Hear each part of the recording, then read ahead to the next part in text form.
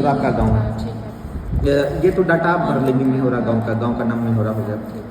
ठीक है। इसका न्याय पंचायत क्या है? जुब्बौर। ठीक है। फिर इसका ग्राम पंचायत मेहरा है। और ये पूरा आबाद है। कुछ गांव जैसे होते हैं आबाद और कुछ गैर आबाद। गैर आबाद मतलब जिसमें कोई नहीं रहता, रेवेन्यू विलेज है, कोई नहीं रहता, लेकिन इसमें रहते हैं यस। तो हाँ, लेखपाल आपका नाम। ठीक है। और यहाँ पे होगा कि आप प्रेजेंट टाइम में अपने क्षेत्र में कहाँ निवास दिखा रहे हैं। जैसे मैं लौलाई दिखाता हूँ, आप जो भी लौलाई है, मेहरा 2 गाँव में मिले, तो यहाँ पे जो दिखाना हो कि मेहरा ही निवास करिए, मेहरा निवास कर दिखा दें। अब मेहरा के लिए रैंडम नंबर दिए गए हैं 83 63। ये आप चारों रोक के लिखिए। गांव का अंतिम खसरा नंबर 675, जिसका खसरा नंबर 675 हमारा लास्ट है खसरा 675, ये चारों नोट करिए। ये सारे में 675। ये पहले खसरा नंबर अंतिम तो एक ही रहेगा ना।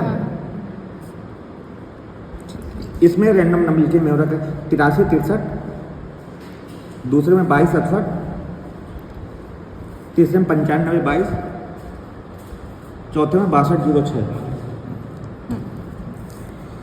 अब ये है कि इसको भाग दीजिए। यहाँ पे जो अवशेष लिखा है अंतिम खसरा नंबर से भाग देने के बाद शेष 50 शेष। तो 83 63 में 675 का भाग दे दे। हाँ, भाग और दीजिए। जो बचेगा वो लिखा जाएगा। जो बचेगा वो आपका एक तरह से खेत का नंबर है, ये आपको मिला उनके तरफ से। आप उसके इस खसरा नंबर से आप देखना चाहेंगे कि इसमें ही गेहूं बोया है किसके आगे, फिर इस खसरा नंबर से आप आगे की तरफ बढ़ेंगे। ठीक है, तो इसको भाग देना पड़ेगा। भाग दीजिए। अजय खसरा लिया कि आपने गेहूं बोया है कि नहीं। अब ये खोलिए।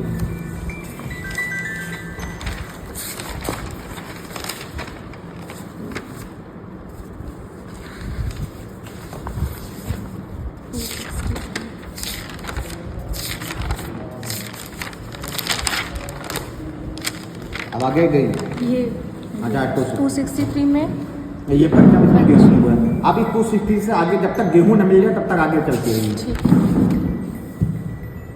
सर इसमें लिखा कहाँ है कि गेहूँ ये लिखा नहीं है, ये अच्छा। रबी पड़ताल, ये खरी है भाई, ये रबी पड़ताल। ठीक है, ये देखिए 266 में मिल गया पहले स्टार्टिंग में, हाँ, जब ये ये सीरियल चली ना।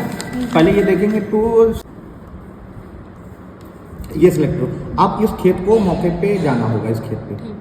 इसी तरह एक एक खेत बता दिया जैसे 263 को। अब यहाँ पे इस खेत पे पहुँचेंगे और इस खेत में जितने एरिया में फसल बोई है उसके हम दक्षिण पश्चिम कोने पे खड़े होंगे और कदमों से, जैसे जनरल हम चलते हैं, चलते हुए इसकी लंबाई और चौड़ाई दोनों हम मेंशन करेंगे। लंबाई चौड़ाई इसमें लिखने के लिए आएगा ये कॉलम में, इसके पीछे आओ।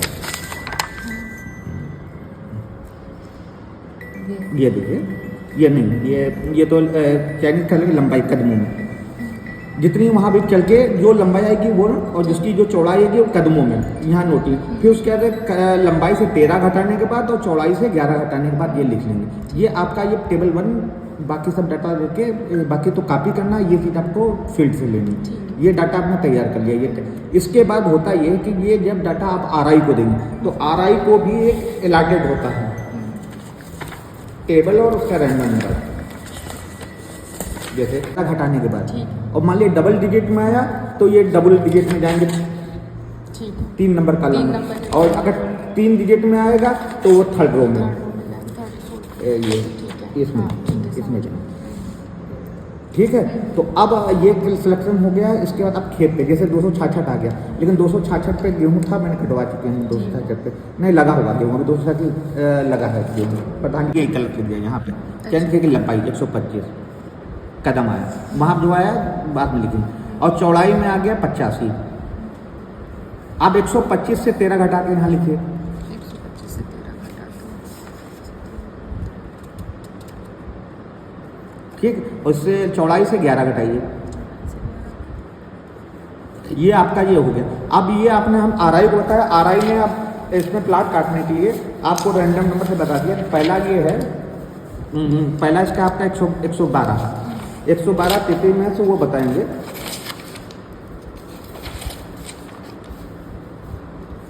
पहला कितना है? 112। अब इसमें जो रैंडम है 099। लंबाई में आप देखिए यहाँ पे लिखा होगा प्लाट बनाने करने के लिए नंबर कॉलम, यहाँ खेत में बनाने के लिए लंबाई भी यहाँ पे 099। ठीक है। और चौड़ाई कितनी थी आपकी? 74, 2 अंक में 74 पे आप डबल जीरो कर दीजिए,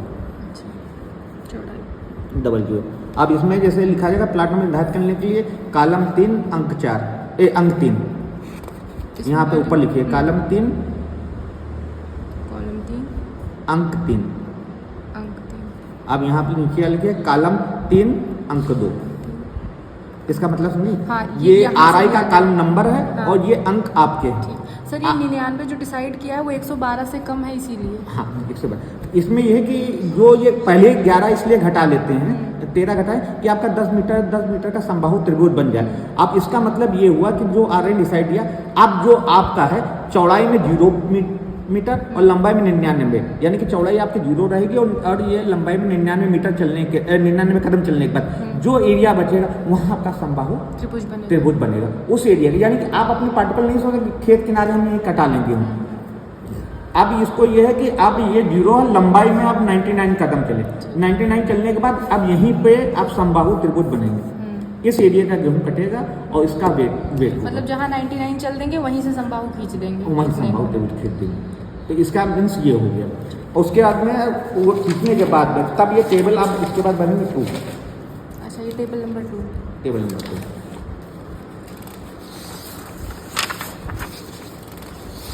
ये टेबल 2। अब टेबल 2 में देखिएगा, जैसे कि ये चेक नंबर, ये तो आप जो अंतिम खसरा नंबर चेक नंबर जो चुना गया है जो टेबल 1 में जो आप चुन के हैं उसी से, और जो गांव के आगे जो रैंडम नंबर जो आपको अलॉटेड किए गए हैं वो लिख देना है उसके बाद। अब ये तो बाकी उससे डिटेल देना है, ये तो किसान देगा ना, किसान से फसल बोने की ये डिटेल दे देंगे। तो किसान नहीं देगा, ये तो आप उससे अपनी खतौनी से ही डिटेल नोट कर लेंगे सारी डिटेल। अब ये कि गांव पुणे के इसमें जुताई का साधन क्या रहा है, ट्रैक्टर, बैल कहीं है नहीं, ट्रैक्टर ही होता है, किराए का ये ट्रैक्टर होता है मैक्सिमम, ये सब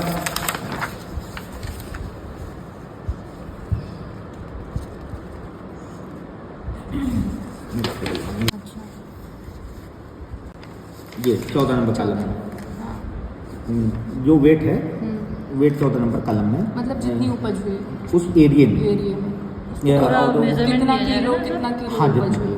आप ये समझिए कि इस समय गेहूं जो निकल रहा है 14 से 20 किलो के बीच में उस एरिया में निकल रहा है गेहूं। अब हम चलते हैं फील्ड पे, चलते